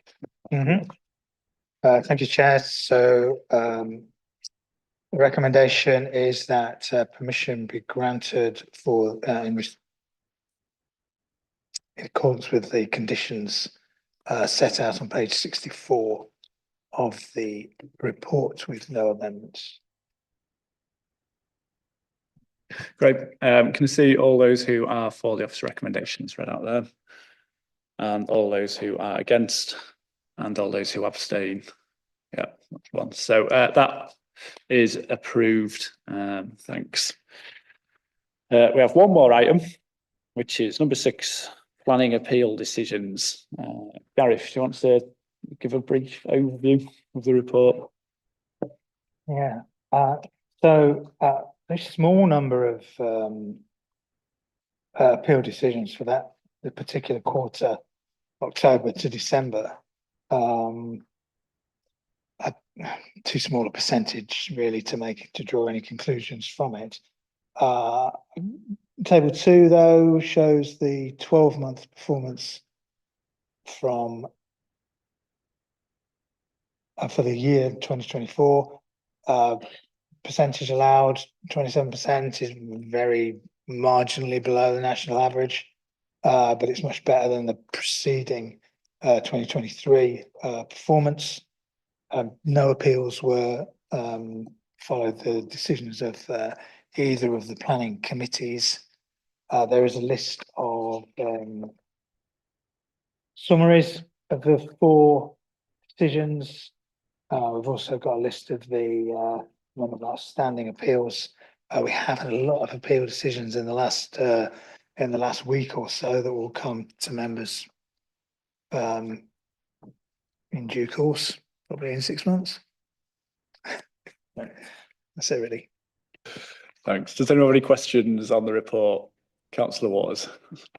Can we just confirm, Gareth, that there's been no costs awarded against the council for any of these appeals?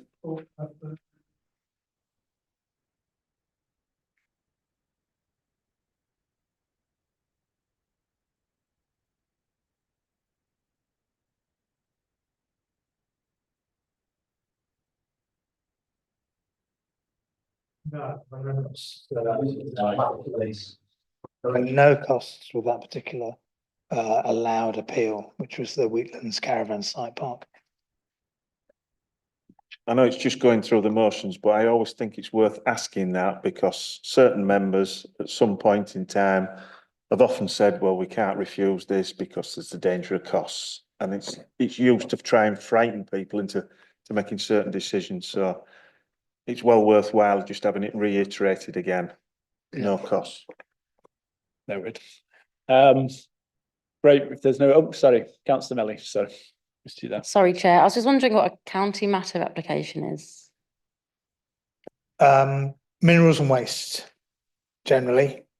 So minerals extraction, waste disposal are considered to be county matters because way back in the dim and distant past, they were dealt with by county planning authorities. When York became a unitary authority, it took over those minerals and waste planning issues. Right, thank you. I'm not seeing any questions, so thanks for that, and look forward to this week's successful appeal process coming forward in 6 months. Next fall. Okay, thanks for everyone's time, and we'll call end the meeting there. Cheers. Bye.